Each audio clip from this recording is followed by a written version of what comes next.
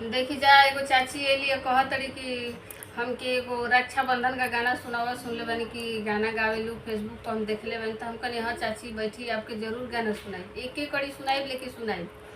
तो चाची कहले हाँ ठीक है तू सुनावा। तो एक वजह से हम कहनी अच्छा ले सुनाओ तो आप लोग के बीच में डाल दी।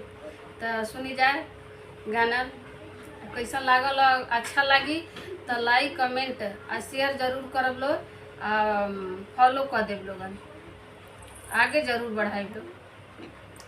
साल भर कतही तू रही है भैया हो, साल भर कतही तू रही है भैया हो, राखी के दिन चली आई है भैया, राखी के दिन चली आई है।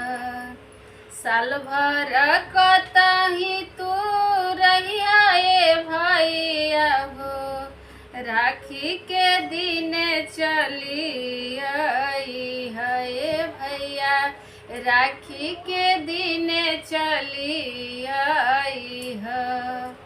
रही रही करे जवा फाटे आंसुअन से धार बरसे, रही रही करे जवा फाटे अखियन से धार बरसे, केहू नाही लऊ के हमार हो, केहू नाही लऊ के हमार हो।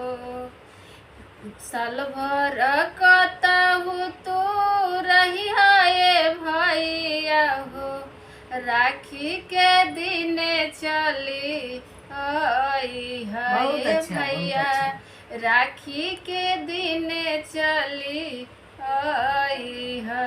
कैसा लागल है चाची? बहुत अच्छा बहुत अच्छा। बताइए आप। आगे बढ़े प्रयास करो, ऐसे आगे बढ़ो।